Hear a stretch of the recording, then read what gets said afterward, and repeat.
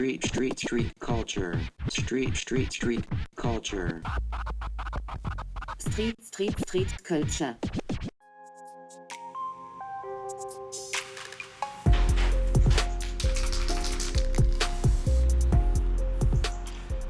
Mes premiers coups de bombe, c'était 94-95. Et au début des années 2000, j'ai découvert un site internet qui s'appelait Ecosystem, qui montrait du graffiti, on va dire, non new-yorkais. Je dis non new-yorkais parce que dans l'image des gens, le graffiti, c'est New York, c'est le métro, c'est les wild styles, c'est un style bien précis avec des lettres qui sont tellement modifiées, enchevêtrées les unes aux autres que ça devient limite incompréhensible pour le néophyte. Et donc il y avait ce site qui est arrivé et qui montrait du graffiti. Il n'y avait plus des gens qui faisaient des lettres, il y avait des gens qui faisaient des personnages, des mises en situation. Voilà. Et j'ai repris une claque et je me suis dit, bon ben vas-y, j'ai commencé le graffiti, il faut que je continue dans ce délire-là, quoi. Je voulais dessiner un personnage ou un animal, je n'avais pas trop encore d'idée, je voulais dessiner quelque chose qui soit un peu naïf, qui ramène à l'enfance, qui soit à la fois joyeux, qui attire l'empathie. L'idée de faire des poulets est partie de là en fait, et j'ai plus arrêté. Celui-là il est en bas du pont Chabannes-Delmas, et celui-là il a été effacé dans la journée. C'est le jeu. J'ai les photos et vidéos donc ça va. Je fais une esquisse vite fait et après je me cale sur le mur, tu vois, sans jamais demander d'autorisation parce que c'est trop long à obtenir et puis c'est pas dans mon délire. Et dans la mesure du possible, j'essaie d'être cohérent avec le support sur lequel je peins.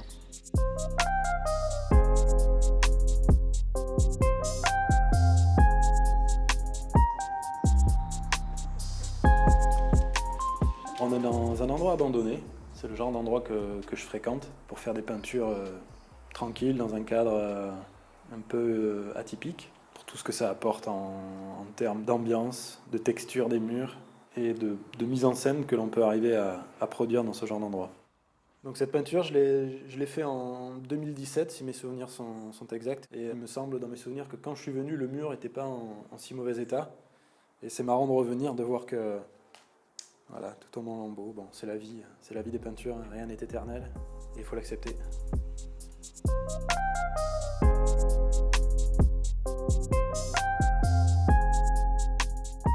C'est mon premier livre pour enfants, il s'appelle « La vie est un jeu ». Donc c'est aussi une manière de voir ma vie. Je ne me prends pas au sérieux, c'est un jeu pour moi tout ça. Peindre dans la rue, même mon métier, peindre, dessiner, c'est du jeu, quoi.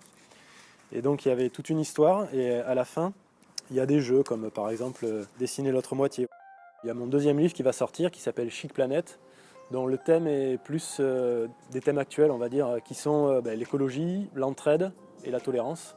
Je le traite de manière très légère, c'est pour les enfants de 4 à 8 ans. Mais c'est important d'aborder ces thèmes avec eux et de les sensibiliser à ça depuis leur plus jeune âge, quoi. Même si c'est mon métier, je continuerai toujours à peindre de manière on va dire illégale, c'est un grand mot, mais sans vraiment demander l'autorisation, que ce soit dans Bordeaux, dans sa périphérie, dans l'hypercentre, ça je continuerai toujours parce que c'est ce qui me rend heureux. Donc si j'arrête, je deviens fou. Street culture.